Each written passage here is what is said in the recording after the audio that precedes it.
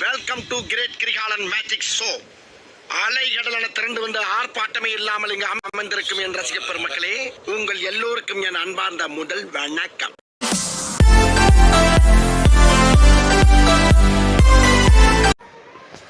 Hello மக்களே, நீங்கள் வந்திருக்கிறது ஷாம் கிரிஷ் கேமிங். ஸோ மக்களே, பஞ்சாப் வர்சஸ் ஜிடி ஃபைனலாக வந்துருச்சுங்க. ஸோ ரொம்ப நாளாக கழிஞ்சு GT versus Punjab match. So இது நடக்கலை, ஆனால் ஜிடி வந்து ரொம்ப நாள் ஆச்சுங்க விளையாடி. ஸோ பஞ்சாபும் விளையாடி ரொம்ப நாள் ஆச்சு. ஜிடிக்கு முன்னாடி ஆச்சு அது. ஸோ ஓகே, ஹெட்ஸு தான் சூஸ் பண்ணியிருக்காங்க பஞ்சாப். ஸோ நம்ம Punjab. So there choose for first bowling. சரியான ஒரு டஃப்புங்க. பஞ்சாபுக்கு ஒரு சரியான ஒரு நெருக்கடி. ஏன்னா there choose for first bowling. Okay, batting choose பண்ணியிருந்தா கூட பரவாயில்ல, ஒரு ஹோப் இருந்திருக்கும். ஆனால் பவுலிங் சூஸ் பண்ணியிருக்காங்க, இழுத்து அடிச்சிருக்காங்க. இது ஒரு 4ங்க. இது ஒரு சரியான ஒரு 4. ஃபஸ்ட்டு பால் ஒரு 4ல் போயிருக்கு. ஸோ இரண்டாவது பந்து ஒரு 4 போனால் நல்லாயிருக்கும். ஒரு பவுண்ட்ரி போகணும்.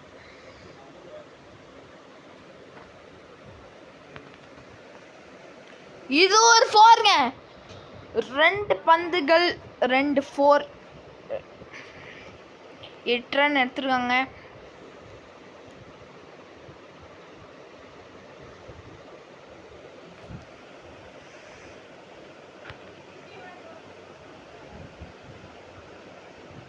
அவுட்டுங்க. இது ஒரு ரிவ்யூ நம்ம கேட்டிருக்கோம்.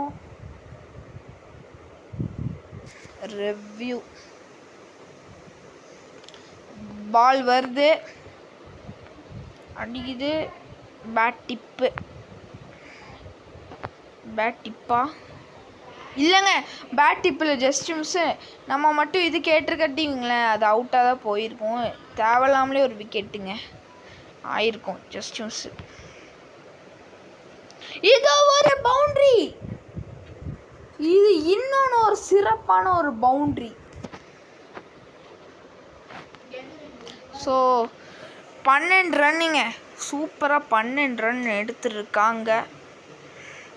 ஒரு டீம் ஹார்ட் ஒர்க். யாருமே இவ்வளோ ரன்லாம் எடுத்தது கிடையாதுங்க. பஞ்சாப் கிங்ஸ் இவ்வளோ ரன் எடுத்திருக்காங்க. அதுவும் லாஸ்ட் பிளேஸில் இருக்கிற பஞ்சாப் கிங்ஸ் குஜராத்தை வந்து இப்படி ஒரு பேட்டிங் டெக்னிக். இன்னும் 6ங்க இது.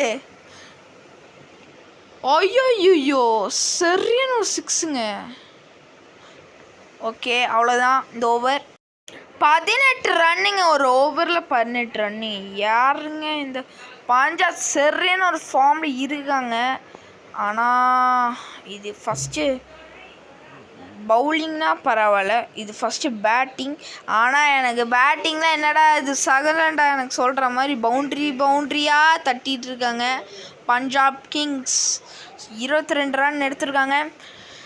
ஒரு நைஸ் பவுலிங்னால ஜெயிக்க நிறைய வாய்ப்பு இருக்குது பஞ்சாபுக்கு. ஆனால் இது அடிக்கலைங்க. அடிக்கிற மாதிரி வந்தாங்க, அந்த கேப்பில் அடிப்பாங்கங்க. அந்த கேப்பில் தான் அடிக்கிறாங்க, அதனால பவுண்ட்ரிஸ் போகுதுங்க.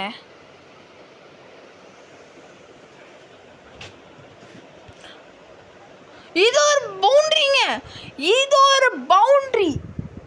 இது இன்னொன்று ஒரு பவுண்ட்ரிங்க. இது ஒரு 4ல் போய் முடியுது.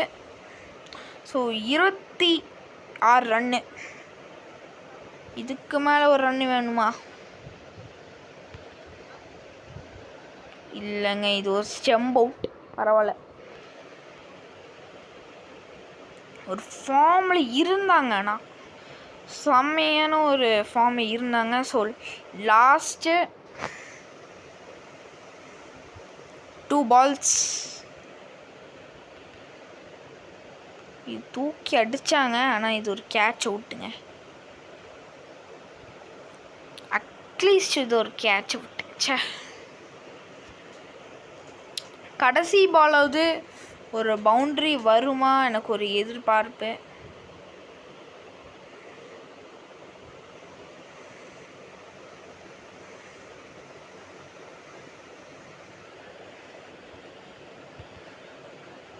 அடிச்சாங்க.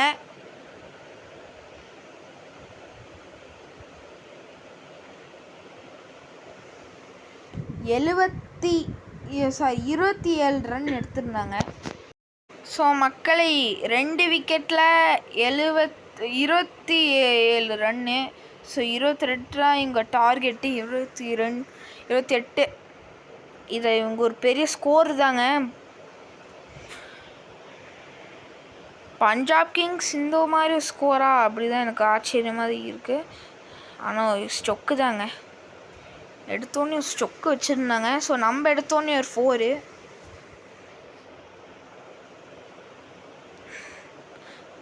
ஒரு நல்ல ஒரு கேம் ஆடினா தான் ஜிடியால் ஒரு ஃபார்ம் வர முடியும். ஆனால் பஞ்சாப் ஒரு நல்ல ஃபார்மில் தாங்க ஆடினாங்க. பாருங்கள், ஸ்டொக்கு தாங்க வைக்கிறாங்க. அப்போ கூட ஒரு ஸ்டொக்கு தான். ஆனால் இந்த 2 பாலுக்கு அவங்க 8 ரன்ஸ் எடுத்தாங்க. அதோடு 2 4 எடுத்தாங்க. அவங்க 2 விக்கெட் போனாலும் ஒரு ரன்னு கிடச்சிது.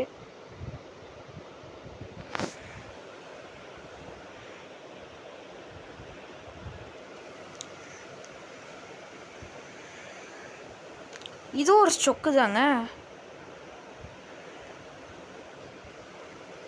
ஸோ 3 பந்துகளை 3 ஸ்டொக்கு அண்டு ஒரு 3 ரன்னு. இப்படி போயிட்டு இருந்தாங்கன்னா ஜிடி வின்னா ரொம்ப கஷ்டங்க.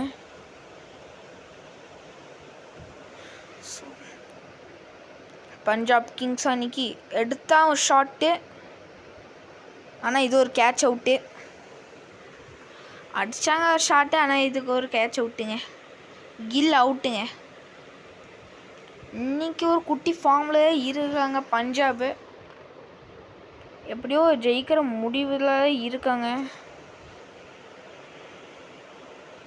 ஆனால் இதில் மட்டும் ஜிடிஆர் ரொம்ப அசிங்கமாக தோத்தாங்கன்னா பஞ்சாப் 9th பிளேஸ் வர வாய்ப்பு இருக்குது. இன்னொன்று ஒரு கேட்ச் அவுட்டுங்க. இவனால் நம்மளுக்கு மேலே இருக்கான். 2 பவரான பிளேயர்ஸை வந்து அடித்து துவச்சாச்சு. Last over.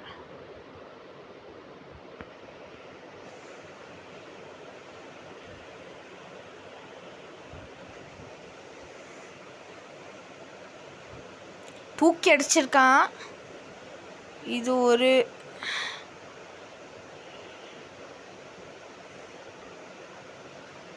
டூ ரன்ஸ் எடுத்துருக்காங்க. ஓகே, இந்த ஓவரில் 2 ரன்ஸு. ஓகே, இந்த ஓவர் முடிவில் அவ 2 விக்கெட் அண்ட் 5 ரன்ஸ்.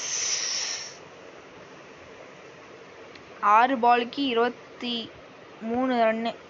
நம்மளை விட மோசமாக ஆடிட்டு இருந்தாங்க பஞ்சாப் கிங்ஸ். அடித்தாங்க. ஆனால் கேட்ச் அவுட்டு. நேராக போய் ஃபீல்டர் கையில் போய் சொருவிடுச்சு. செம்மையாக 2 விக்கெட் நான் போச்சுதான் நினச்சேன். ஆனால் 3 விக்கெட் இவங்களுக்கு போச்சு. இன்னும் ஒரு 2 பால் மட்டும் விட்டாங்களே இவங்கள 6 அடிச்சா கூட பண்ண முடியாதுங்க.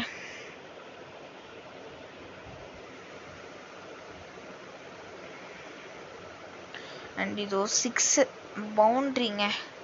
பரவாயில்ல, ரொம்ப நேரம் கழிஞ்சு ஒரு பவுண்ட்ரி. அதுவும் ஒரு பவுண்ட்ரி கூட இன்னும் அடிக்கலை. அதான் எங்கள் ஷாக்கே. 12 ரன்னு 4 பந்துகளை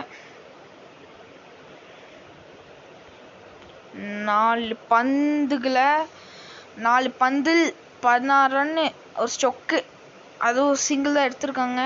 அது ஃபாஸ்ட்டாக ஒரு ஸ்டொக் எடுத்துருந்தாங்க. ஓகே, இப்போது கொஞ்சம் ஒரு கிரிட்டிக்கலான சிச்சுவேஷன் தாங்க. ஆனால் 16 ரன்ட்டு வின்னு. ஒரு 6 அடித்தா மேட்ச் தலையில போயிடும். இது ஒரு கேட்ச் அவுட்டுங்க. இது ஒரு விக்கெட்டுங்க. அவ்வளோதான், முடிச்சு விட்டாங்க. 2 பால்ல 2 சிக்ஸ் அடிச்சா கூட மீனிங் இல்லை. ஏதோ நோ பால் வைடு போட்டால் தான் இருக்குது, அதான் நான் போடுவேனா இல்லைங்க. அது இது கூட அடிக்கல, ஒரு சிங்கிள் தான் இது. பஞ்சாப் வின் ஆயிட்டாங்க இந்த மேட்ச்ல. ஆனால் இவங்களும் 6னால பஞ்சாப் அதே இடத்துல தான் இருக்காங்க.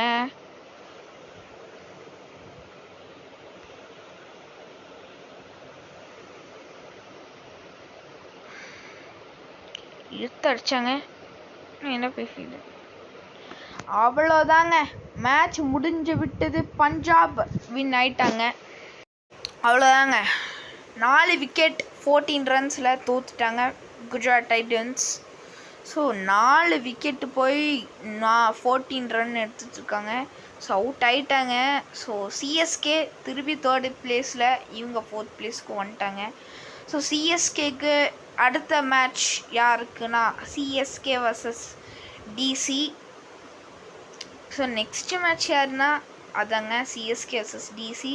ஸோ இதில் வின் ஆயிட்டாங்கன்னா, சிஎஸ்கே வின் ஆயிட்டாங்கன்னா டிசி வந்து 7th பிளேஸ் போய் எஸ்ஆர்ஹெச் வந்து 6th பிளேஸ் வந்துடும். ஸோ இதில் சிஎஸ்கே வின் ஆயிட்டாங்கன்னா இவங்க 2nd பிளேஸ் போயிட்டாங்க. கேகேஆர் வந்து கேகேஆர் மேட்ச் எப்போடா கேட்டிங்கன்னா இதுக்கு அடுத்தது தான். ஸோ அவ்வளோதான். ஸோ இந்த வீடியோ முடிச்சுக்கிறேன். ஸோ இந்த வீடியோ பிடிச்சா மறக்காமல் லைக் ஷேர் சப்ஸ்கிரைப் பண்ணுங்கள். ஸோ மீண்டும் அடுத்த வீடியோ சந்திப்போம். பாய்.